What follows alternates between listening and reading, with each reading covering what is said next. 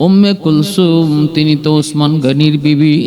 ওসমান তো হলেন সম্পদশালী, ধনী ধনাঢ্য ব্যক্তি, সম্পদের তার কোনো অভাব নাই। উম্মে কুলসুম তিনি নাকি একবার তার বাড়িতে বিশিষ্ট মানুষজনকে দাওয়াত করছেন। সেই দাওয়াতের অনুষ্ঠানে সবাইকে দাওয়াত করলেও আপন বোন ফাতেমাকে তিনি নাকি দাওয়াত দেন নাই। দাওয়াত না দেওয়ার কারণ জারি গানের মধ্যে বলা হয়, কারণ ফাতেমা ছিলেন গরিব আর উম্মে কুলসুম ছিলেন ধনী। ফাতেমা আলীর ঘরে, আলী হলেন গরিব, আর উম্মে কুলসুম ওসমান গনির ঘরে, ওসমান গনি হলেন ধনী। ধনী হওয়ার কারণে আর ফাতেমা গরিব হওয়ার কারণে এজন্য নাকি উম্মে কুলসুম ফাতেমাকে দাওয়াত করেন নাই। আর দাওয়াত না করার কারণে এই পুরা খাবারটা আল্লাহ পাক রব্বুল আলামিনের কাছে এত অপছন্দ হয়েছে। দাওয়াত না করাটা আল্লাহর হুকুমে পুরা খাবারটা পাথর হয়ে গেছে। এই ঘটনাটা উল্লেখ করা হয়, এই ঘটনাটা উল্লেখ করে জারি গানের মধ্যে ফাতেমা রাদিয়াল্লাহু তাআলা আনহার প্রতি দুর্বলতা প্রকাশ করানো হয়। জানি না এই ঘটনারা কোথায় পাইলো, হয়তো সেটা শিয়াদের সাপ্লাই হবে। কিন্তু আমি আপনাদেরকে বলতে চাই, বলুন, একটু খেয়াল করে বলুন, আল্লাহর নবীর কলিজার টুকরা মেয়ে উম্মে কুলসুম রাদিয়াল্লাহু তাআলা আনহা ইনি যদি আপন বোন ফাতেমাকে গরিব হওয়ার কারণে দাওয়াত না দিয়ে থাকেন, তাহলে এটা নবী পরিবারের উপর, নবীর সন্তান, নবীর মেয়ে সন্তান উম্মে কুলসুমের উপর কত বড় একটা অপবাদ, কত বড় ধরনের একটা আঘাত। কারণ এটা অন্তরের রূপ, অহংকার। অহংকারের কারণে মানুষ মানুষকে ছোট করে দেখে, অহংকারের কারণে মানুষকে হেয় চোখে দেখে, অহংকারের কারণে মানুষ গীবত করে শিকায়াত করে। অতএব যদি উম্মে কুলসুম ফাতেমা রাদিয়াল্লাহু তাআলা আনহাকে দাওয়াত না করে থাকেন, তাহলে এই দাওয়াত না করাটা তার অন্তরের রোগ, অহংকার। আর অহংকার একমাত্র আল্লাহ পাকের মানায়। আল্লাহ পাক রব্বুল আলামিন বলেন, আত-তাকাব্বুরু রিদাই, অহংকার শুধু আমি আল্লাহর পোশাক, এটা অন্য কারো মানায় না। মানুষের পক্ষে অহংকার করা সাজে না, অহংকার একমাত্র আল্লাহ পাকেরই মানায়। অতএব আমার নবী, মায়ার নবী, রহমতের নবীর রক্ত যে উম্মে কুলসুমের গায়ে, সে উম্মে কুলসুম রাদিয়াল্লাহু তাআলা আনহার কলিজায় এত বড় অহংকার। এই অপবাদ যারা দেয়, এরা কখনো ইসলামের বন্ধু নয়, এরা অবশ্যই ইসলামের দুশমন, এবং আল্লাহর নবীর পরিবারের ইজ্জত নষ্ট করাই এদের উদ্দেশ্য। এ আল্লাহর গোলাম, খেয়াল করে মনোযোগ দিয়ে শুনো রে যুবক, একটা জিনিস খেয়াল রাখতে হবে, কোরআন হাদিসের ভিতরে যদি সহিহ কোনো ঘটনা পাই তো ভালো, যদি না পাই বলতে পারবো। কিন্তু খেয়াল রাখতে হবে, যদি কোরআন হাদিসের ভিতরে ঘটনা না থাকে, ইসরাইলি রিওয়ায়াত হয়, তবে খেয়াল রাখার শর্ত সেই ঘটনার দ্বারা যেন ইসলামের কোনো ক্ষতি না হয়, সাহাবায়ে কেরামের ইজ্জতে যেন আঘাত না হয়, নবীজির শান মান, আল্লাহর নবীর পরিবারের উপরে যেন আক্রমণ না হয়। এমন কোন ঘটনা, যেই ঘটনা শুনলে পরে, বললে পরে আকীদার সমস্যা আসতে পারে, আমাদের ইসলামের ক্ষতি হতে পারে, এমন যদি ঘটনা, এমন কোন ঘটনা যেই ঘটনার দ্বারা ইসলামের ক্ষতি, কোরআন হাদিসের কোন সাংঘর্ষিক হয়, তাহলে এটা বলাও নিষেধ, শোনাও নিষেধ। অতএব আমি আপনাদেরকে বলবো, যেই ঘটনাটা জারি গানের মধ্যে বারবার বলা হয়, মানুষের সাধারণ মানুষের মনের ভিউ নেওয়ার জন্য, মানুষকে দুর্বল করার জন্য যে ফাতেমা গরিব, এজন্য উম্মে কুলসুম ধনী হইয়া তারা দাওয়াত দিলেন না। এই ঘটনা কওয়ার দ্বারা আল্লাহর নবীর পরিবারের উপর আক্রমণ, ইসলামের উপর আক্রমণ। অতএব এই ঘটনা বলাটাও নিষেধ, শোনাটাও নিষেধ। কেউ যদি এর উপরে ঈমান আনে, কেউ যদি এই ঘটনা বিশ্বাস করে, তাহলে তার ঈমানও চলে যাওয়ার সম্ভাবনা রয়েছে। এজন্য আমি আপনাদেরকে বলি, একটু খেয়াল করে মনোযোগ দিয়ে শুনবেন। আমার নবী, মায়ের নবী, রহমতের নবীর মেয়ে খাতুনে জান্নাত ফাতেমা রাদিয়াল্লাহু তাআলা আনহা, যদিও তিনি গরিব, আলীর ঘরে যদিও তিনি আলী রাদিয়াল্লাহু তাআলা আনহুর স্ত্রী, কিন্তু সম্মান আর মর্যাদা আল্লাহর কাছে কি পরিমাণ। আল্লাহ পাক জান্নাতের সকল মহিলাদের সরদারিনী তারে বানাইছেন, তারে দাওয়াত করে খাওয়ানোর জন্য। কত ইহুদিরা পর্যন্ত পাগল, কত মানুষ তারে নেওয়ার জন্য, ঘরে একটু নেওয়ার জন্য, তারে একটু দেখার জন্য, তার একটু কদম পাওয়ার জন্য কত মানুষ আকুল আবেদন করে। এক ইহুদির মেয়ের সাথে ফাতেমা জান্নাত, এক ইহুদি মেয়ের সাথে খাতুনে জান্নাত ফাতেমা রাদিয়াল্লাহু তাআলা আনহার বন্ধুত্ব ছিল। ইহুদি মেয়েটা ছিল খাতুনে জান্নাতের বান্ধবী। বান্ধবীর বিয়ের তারিখ ধার্য হলো। বান্ধবীর বাবা ইহুদি, অনেক ধন সম্পদের মালিক। বান্ধবী সাফ সাফ জানাই দিতেছে, বাবা আমি বিয়ে বসবো, কিন্তু বিয়ের অনুষ্ঠানে আমার বান্ধবী ফাতেমা আসতে হবে। আমার ফাতেমা যদি, বান্ধবী ফাতেমা যদি বিয়ের অনুষ্ঠানে না আসে, আমি বিয়েতে রাজি নাই।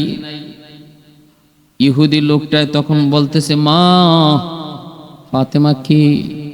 কয় কুরাইশ বংশের মেয়ে, বাবার নাম মোহাম্মদ, দাদার নাম আব্দুল্লাহ।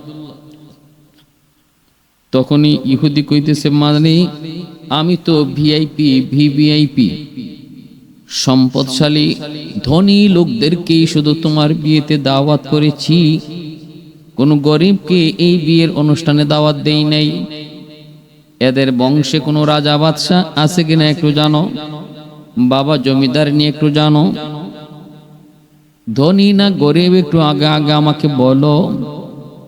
ইহুদি মেয়েটা একটু, বাবা ধনী হতেই পারে না, আমি আমার বান্ধবী ফাতেমাকে দেখেছি, পরনে এমন জামাও পরেছে যেই জামায় একাধিক তালি লাগানো। বাবা কয়, মা এমন যদি হয় আমার ইজ্জত নষ্ট করবি না, আমি ধনীদের পরিবেশে এমন একটা গরিব মেয়েকে কখনো দাওয়াত করতে পারি না। এমনি মেয়েটায় সাফ সাফ রাগ করে গুসা করে মাকে জানাই দিছে, মা গো খানা বন্ধ করলাম, যতক্ষণ পর্যন্ত আমার বান্ধবী ফাতেমা আমাদের বিয়ের অনুষ্ঠানে না আসবে, এই বিয়েতে আমি রাজি না। শুধু রাজি না তা না, খানা বন্ধ করলাম, আর খানাও খাবো না। সাথে সাথে মেয়েটার মা তার বাবাকে যায় জানাই দিছে, স্বামীরে কইতেছে, স্বামী গো বিয়ে পরে আজকে 3 দিন হয়ে যায়, খবর রাখুনি, মেয়ে খায় না। বিয়ে তো পরে, আগে মেয়েরে তো বাঁচাও, বাঁচাইতে যদি হয় দ্রুত দ্রুত করে মেয়ের বান্ধবী ফাতেমাকে আনাও, নতুবা কিন্তু মেয়ে খানা বন্ধ করে দিয়েছে। এই কথা বলতেই বাবা মেয়েটার কাছে এসে বলতেছে, মা ঠিক আছে বুঝলাম সে তারা ধনী না, তারা গরিব, কিন্তু একটু খবর নিয়ে দেখো তাদের বংশে কোনো রাজা বাদশাহ ছিল কিনা, বংশে কোনো জমিদার ছিল কিনা। যদি এমনটাও থাকে তাহলে বলা যাবে অমুক জমিদারের নাতিন। বর্তমানে নাই, কিন্তু এমন জমিদার ফ্যামিলির এমন হতেই পারে। এক সময় খুব ধনী ছিল, জমিদার বংশ ছিল, বর্তমানে গরিব, এমনটা হওয়াটা স্বাভাবিক হতে পারে। আমি আমার ফ্রেন্ড সার্কেলকে কথাটা বলতে পারবো, যদিও তার পোশাক আশাক কম দামি, যদিও সবার সাথে তার পোশাক তার চালচলন মিলবে না, কারণ সে গরিব। প্রশ্ন করলে বলবো যে আজ গরিব, কিন্তু একদিন তারা খুব ধনী ছিল, জমিদারের বংশের। অতএব মা একটু খবর লো, বান্ধবী চিঠি লিখছে, ফাতেমা, অত তারিখ আমার বিয়েতে তুমি যদি না আসো তাহলে আমি বিয়ে বসবো না, বিয়েতে আমি রাজি হব না। বান্ধবী, তোমাকে আসাই লাগবে, কিন্তু আমার বাবা জানতে চেয়েছেন তোমাদের বংশে কোনো রাজা বাদশাহ ছিল কিনা, তোমাদের বংশে কোনো রাজা বাদশাহ বা জমিদার ছিল কিনা একটু বলো। খাতুনে জান্নাত ফাতেমা রাদিয়াল্লাহু তাআলা আনহা, আল্লাহর নবী, রহমতের নবী, মায়ার নবী, আমার আপনার নবীর কাছে যায় দেখালেন। এই চিঠিটা দেখানো মাত্রই নবীজি বলতেছেন, মারি জবাব দাও, বলে দাও আমার বাবা বাদশাহ নন, আমার দাদাও বাদশাহ নন, কেউ জমিদার নন, কিন্তু আমার বাবা তিনি কে জানোনি? দুনিয়ার সকল বাদশাদেরকে যিনি বাদশাহ বানায়, দুনিয়ার সকল জমিদারকে যিনি জমিদার বানায়, সেই মালিকের বন্ধু হলেন আমার বাবা। নাম হলো মুহাম্মাদুর রাসূলুল্লাহ, উপাধি হলো রাহমাতুল লিল আলামিন। যেখানে আল্লাহর নাম সেখানে মুহাম্মাদুর রাসূলুল্লাহর নাম, যেখানে যতটুকু এরিয়া নিয়ে আল্লাহর খুদাই, ততটা এরিয়া নিয়ে আমার আপনার নবীর নবুয়ত। সুবহানাল্লাহ।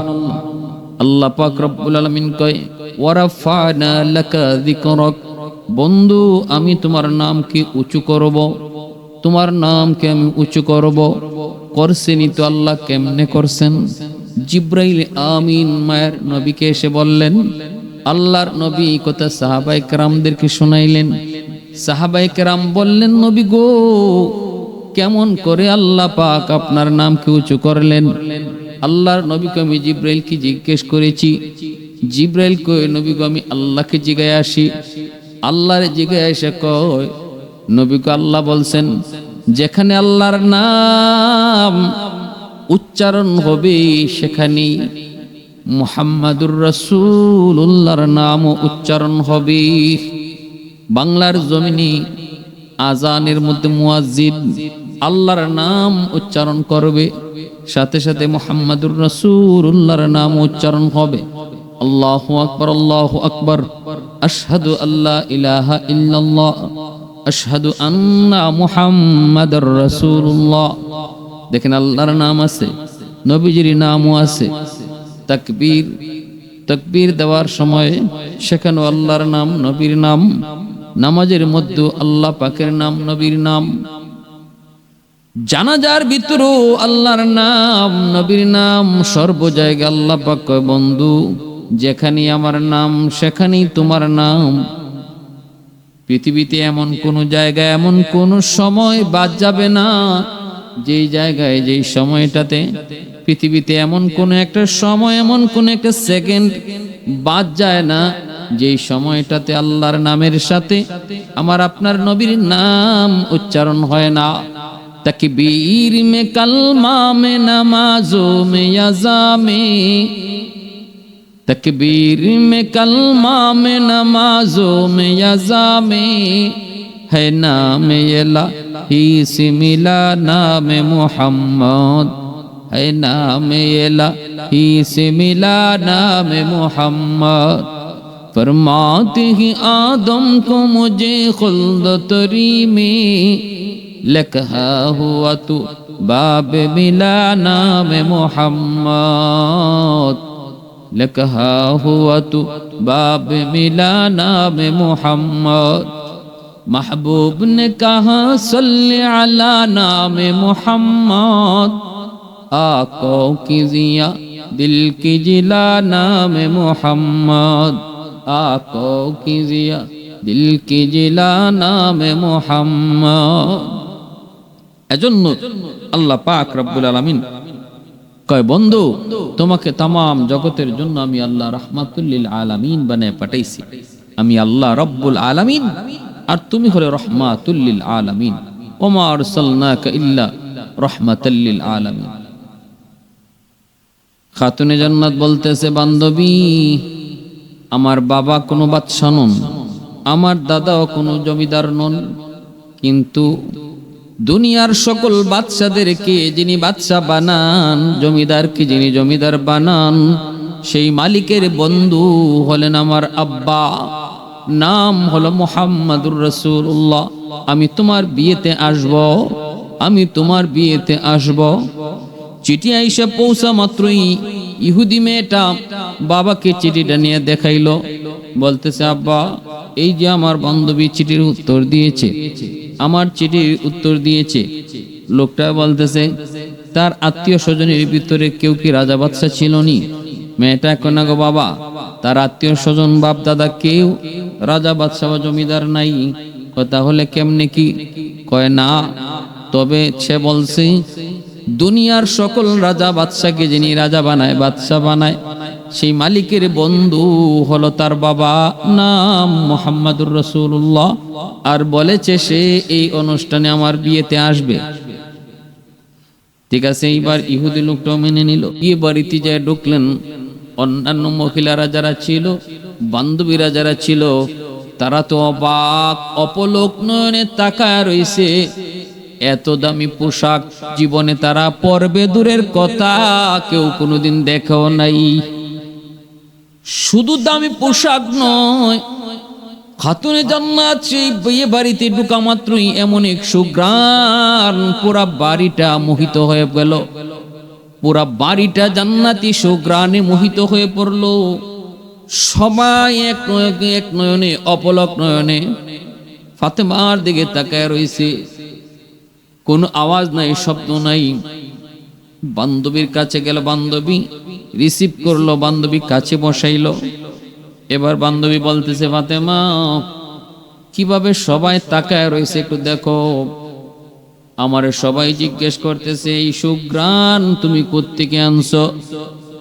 এটা তো দুনিয়ার কোনো সুঘ্রাণ মনে হয় না। আর এত দামি পোশাক কোন মার্কেট থেকে আনছো? এই দামি সুঘ্রাণ, এত সুমধুর, এত সুন্দর সুঘ্রাণ কোন মার্কেট থেকে আনছো? পোশাকটাই বা কোন মার্কেট থেকে আনছো? একটু তাড়াতাড়ি সবাইরে বলো। সবাই তো তাকায় রইছে। এই অবস্থায় খাতুনে জান্নাত বলতেছে এটা দুনিয়ার কোনো মার্কেট নয়, এই পোশাকের মার্কেটের নাম হলো জান্নাত। কও কি বলে? হ, এই সুগন্ধি পাওয়ার মার্কেটও দুনিয়ার কোনো মার্কেট নয়, এই সুগন্ধি পাওয়ার মার্কেটের নামও হলো জান্নাত। মার্কেটের নাম হলো জান্নাত। বুঝলাম, তাহলে এই মার্কেটে যাইতে হয় কোন রাস্তায়? রাস্তার নাম হলো সিরাতে মুস্তাকিম। বুঝলাম, কেমনে যাইতে হয়, কোন গাড়ি দিয়ে যাইতে হয়? খাতুনে জান্নাত কয় গাড়ির নাম হলো লা ইলাহা ইল্লাল্লাহু মুহাম্মাদুর রাসূলুল্লাহ। এই গাড়িতে না ওঠা পর্যন্ত এই জান্নাতে যাওয়া যায় না, ওই মার্কেটেও যাওয়া যায় না। মুহূর্তের ভিতরে বিয়ের অনুষ্ঠানে যতগুলি ইহুদি মহিলা ছিল সবাই কালেমা পড়ে মুসলমান হয়ে গেল।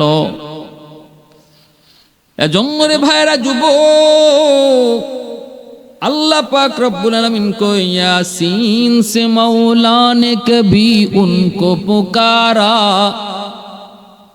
यासीन से मौला ने कभी उनको पुकारा, हामीम कभी और कभी तौसीन इशारा।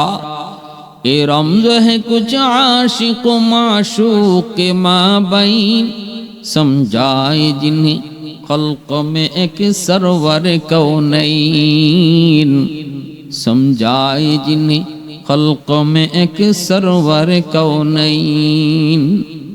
তাহলে যেখানে ইহুদিরা পর্যন্ত ফাতেমার দাওয়াত চায়, ফাতেমার একটু শুভাগমন চায়, ফাতেমার একটু ধুলা, পায়ের ধুলা চায়, সেখানে ফাতেমা রাদিয়াল্লাহু তাআলা আনহার বোন উম্মে কুলসুম ধনী হওয়ার কারণে গরিব বোনকে দাওয়াত দেয় নাই, আর সব খাবার পাথর হয়ে গেছে, এই বইলে জারি গানে যে ঘটনা কোয়া হয় এটা সম্পূর্ণ ভুয়া, সম্পূর্ণ বানোয়াট, সম্পূর্ণ মিথ্যা। আলী রাদিয়াল্লাহু তাআলা আনহুর সাথে হযরত উসমান গনি রাদিয়াল্লাহু তাআলা আনহুর কত সুসম্পর্ক ছিল। দুইও ফ্যামিলির সাথে কত সুসম্পর্ক ছিল। আলী রাদিয়াল্লাহু তাআলা বিয়ে করতে পারেন না, খাতুনে জান্নাত ফাতেমা রাদিয়াল্লাহু তাআলা আনহাকে মোহর দিতে পারেন না, মোহর দেওয়ার মতো সামর্থ্য নাই। আল্লাহর নবী আলীর কাছে বিয়ে দিবেন, আলী প্রস্তাব পেশ, তিনি আকাঙ্ক্ষা পেশ করছেন, কিন্তু নবী বলতেছেন আলী তুমি আমার ফাতেমারে যে বিয়ে করবা মোহর আসেনি। আলী রাদিয়াল্লাহু তাআলা আনহু বলেন নবী গো, মোহর কোত্থেকে আসবে? এই মাত্র না আপনার ঘর থেকে খাইয়া বের হইলাম, আবার রাত্রে গিয়া খাইমু, মোহর দিমু কোত্থেকে? আল্লাহর নবী কয় মোহর ছাড়া বিয়া করবা কেমনে? আলী রাদিয়াল্লাহু তাআলা আনহু বলে নবী গো তাহলে কি করব, কপালে বিয়া নাই? রাসূল কয় না, একটা যুদ্ধের বর্ম আছে তোমার, এই যুদ্ধের বর্মটা নিয়ে তুমি বাজারে বিক্রি করো, যা পাইবা তাই তুমি তোমার মোহর হবে। রওনা দিয়ে দিছেন, রাস্তায় পাইছেন হযরত উসমান গনি রাদিয়াল্লাহু তাআলা আনহু। হযরত উসমান গনি বুঝায় শোনায় আলীকে পাঠাইছিলেন, বলে যাও বিয়ার প্রস্তাব দিয়ে দাও, মনে হয় নবীজি তোমার অপেক্ষা করেন। আমরা অনেকেই ফাতেমার জন্য প্রস্তাব দিয়েছে, নবী কারো কাছে বিয়ে দেন না, নবী কারো কাছে অনুমতি দেন না, মনে হয় নবী তোমার অপেক্ষায় আছেন। আলী বলেন অসম্ভব, এটা আমার পক্ষে সম্ভব না, আমি ভয় পাই। নবীর ঘরে খাই, নবীর ঘরে ঘুমাই, সেখানে আবার নবীর মেয়ে ফাতেমার জন্য বিয়ের প্রস্তাব দিব কোন সাহসে? হযরত উসমান বলেছিলেন আলী যাও, সাহস নিয়ে সামনে আগাও, আমরা পিছনে আছি, বিপদ দেখলে আমরা সামলাইমু। কিন্তু একজন বিপদের সময় কাছে নাই, সবাই কিন্তু ভাগছেন। আলীকে নবী হাত জড়ায় ধরছেন, আর নবী বলতেছেন আলী বলো কি কথা নিয়ে এসেছিলা? বলে নবী গো আপনি ফাতেমাকে বিয়ের ঘোষণা দিয়েছেন, আমি একজন প্রার্থী, নবীজি খুশি হয়েছেন। আল্লাহ নবী আলী আমিও মনে মনে এটাই চাইছিলাম, কিন্তু আলী রাদিয়াল্লাহু তাআলা আনহু পিছনে তাকায় দেখেন যতজন তারে বুঝে শুনে সাহস দিয়া পাঠাইছিলেন নবীজির কাছে, একজনও পিছনে নাই, ওসমান গনিও নাই। এজন্য হযরত আলী যখন বাজারে যাইতেছেন যুদ্ধের বর্মটা নিয়ে, ওসমান গনিরে পায়া আলী বলতেছেন, ওসমান গনিরে পায়া আলী বলতেছেন আপনি আমারে ফাটাইলেন, গেলেন কই? আসিলাম তো পাশে, এখন কই যাও? ওই যুদ্ধের বর্ম নিয়ে যাইতেছি, এটা বিক্রি করে মোহর দিব। হয়তো উসমান গনি কয় আমার কাছে বিক্রি করো, নেও টাকা। তিনি টাকা দিয়া এই যুদ্ধের বর্মটা কিনে নিলেন, আর এই বর্মটাই আবার হযরত উসমান গনি রাদিয়াল্লাহু তাআলা আলীর বিয়েতে তিনি উপহার দিয়ে দিলেন। তাহলে যুদ্ধের বর্ম পাইলেন, আবার মোহরের টাকাও পাইলেন। কে ব্যবস্থা করলেন? হযরত উসমান গনি রাদিয়াল্লাহু তাআলা। তো উসমান গনি রাদিয়াল্লাহু তাআলা যে এত বড় উদার দিলের মানুষ, মদিনার মানুষ দুর্ভিক্ষে পড়ল, সে উসমান গনি মদিনার মানুষের মধ্যে বিনামূল্যে খাদ্য বিতরণ করছেন, একটা পয়সাও নেন নাই। অথচ মদিনার ব্যবসায়ীরা কইছিল উসমান এক পয়সা করে লাভ নাও, টাকার পাহাড় হয়ে যাবে। হয়তো উসমান গনি কইছিলেন অসম্ভব, আমি ব্যবসা একজনের সাথে করছি, ইনি 1 টাকা লাভ না, ইনি আমারে 10 টাকা লাভ দিতেছে। মান জা আবিল হাসানাতি ফালাহু আশরু আমসালিহা, আল্লাহ পাক কয় 1 টাকা আমারে দিবা, তোমারে 10 টাকা আমি দিমু। সেই মালিকের সাথে আমি ব্যবসা করছি। উসমান গনি মদিনার মানুষের মাঝে সকল সম্পদ তিনি বিনামূল্যে বিতরণ করছিলেন। 100টা উট বুঝাই করা খাদ্যশস্য মদিনার অভাবী দুর্ভিক্ষ মানুষের মাঝে বন্টন করছেন। যে উসমান গনি এতটা উদার দিলেন, যে উসমান গনি যার নামের শেষে গনি উপাধি লাগানো হয়েছে, সে উসমান গনির বিবি কে? তিনি উম্মে কুলসুম, আমার নবীর রক্তের সাথে যার রক্তের মিল, আমার নবীর রক্ত যার রক্ত শরীরে রয়েছে, সে উম্মে কুলসুম রাদিয়াল্লাহু তাআলা আনহা। তিনি তার বোন ফাতেমা রাদিয়াল্লাহু তাআলা আনহা, যিনি জান্নাতের সকল মহিলাদের সরদারিনী, যার দাওয়াত পাওয়ার জন্য বিধর্মীরা পর্যন্ত আকাঙ্ক্ষা পেশ করে, সেই বোনকে গরিব হওয়ার কারণে দাওয়াত দেন নাই, আর সব খাবার পাথর হয়ে গেছে। এই ঘটনাটা যারা বলবে তাদেরও ঈমান থাকবে না, যারা শুনবে তাদেরও ঈমান থাকবে না, কারণ এটা নবী পরিবারের উপর কঠিনভাবে আক্রমণ হয়, আমার নবীর বংশের সম্মান ইজ্জত নষ্ট হয়। আল্লাহ আমাদের সবাইকে বুঝার তৌফিক দান করুন।